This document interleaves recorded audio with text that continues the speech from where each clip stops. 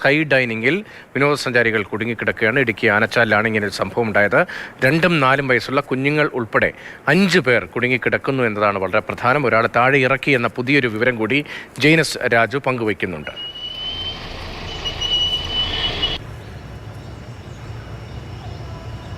സ്റ്റാഫാണ് യൂണിഫോട്ടൊക്കെ നോക്കാം.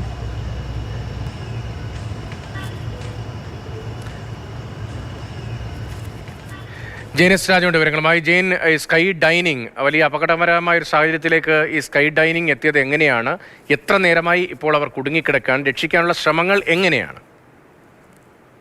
രതീഷ്, ഏതാണ്ട് 2-2.5 മണിക്കൂറോളമായി 5 അംഗ സംഘം ഇവിടെ കുടുങ്ങിക്കിടക്കുകയാണ്. ഇതിൽ ഒരാൾ ഇതിന്റെ ഒരു ടെക്നീഷ്യൻ ഓപ്പറേറ്റർ ആണ് എന്നുള്ളതാണ് മനസ്സിലാക്കുന്നത്. ബാക്കിയുള്ളവരാണ് വിനോദസഞ്ചാരികളായി എത്തിയത്. ഇവർ കണ്ണൂർ സ്വദേശികളാണെന്നുള്ള ഒരു വിവരമാണ് ഇപ്പോൾ ലഭ്യമാകുന്നത്. ഇവരുടെ വിവരങ്ങൾ സംബന്ധിച്ച്, കൃത്യമായിട്ടുള്ള സ്വദേശം സംബന്ധിച്ച് കുറച്ചുകൂടി കൃത്യത വരുത്തേണ്ടതുണ്ട്. എന്തായാലും ഇപ്പോൾ ഈ സംഘത്തിലുണ്ടായിരുന്ന ഒരാളെ താഴത്ത് ഇറക്കിയിട്ടുണ്ട്. അത് ഫയർഫോഴ്സ് ആണ് ഒരാളെ താഴ്ത്തിറക്കിയത്.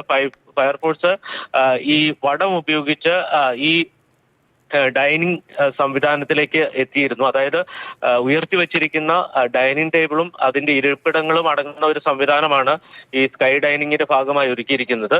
ക്രെയിൻ ഉപയോഗിച്ചുകൊണ്ടാണ് ഇത് മുകളിലേക്ക് ഉയർത്തി നിർത്തുന്നത്. അപ്പൊ ആ ഡൈനിങ് ഏരിയയിലേക്ക് ഫയർഫോഴ്സ് ഉദ്യോഗസ്ഥർ വടം ഉപയോഗിച്ചുകൊണ്ട് കയറുകയും അവിടെ നിന്ന് വടത്തിൽ തന്നെ ഒരാളെ, ആ സംഘത്തിലുണ്ടായിരുന്ന ഒരാളെ താഴേക്ക് ഇറക്കുകയും ചെയ്തിട്ടുണ്ട്. ഇപ്പോൾ ഏറ്റവും വലിയ പ്രതിസന്ധി എന്ന് പറയുന്നത് ഇത് നന്നാക്കാനായിട്ട്, അല്ലെങ്കിൽ ഈ ക്രെയിൻ സംവിധാനം പുനഃസ്ഥാപിക്കാനായിട്ട് ആരും അവിടെ ഇല്ല എന്നുള്ളതാണ്. പകരം ഈ ഫയർഫോഴ്സ് ഉദ്യോഗസ്ഥർ വടം ഉപയോഗിച്ച് വേണം ഈ രക്ഷാപ്രവർത്തനങ്ങൾ നടത്തേണ്ടത് എന്ന സ്ഥിതിയിലാണ് ഇപ്പോൾ ഉള്ളത്. അപ്പോൾ അതുമായി ബന്ധപ്പെട്ട് രക്ഷാപ്രവർത്തനം ആരംഭിച്ചിട്ടുണ്ട്. ഫയർഫോഴ്സിന്റെ നേതൃത്വത്തിലാണ് നടക്കുന്നത്. പക്ഷെ അവിടെ ഒരു പ്രതിസന്ധി എന്ന് പറയുന്നത് 2ഉം 4ഉം വയസ്സുള്ള കുട്ടികളുണ്ട്.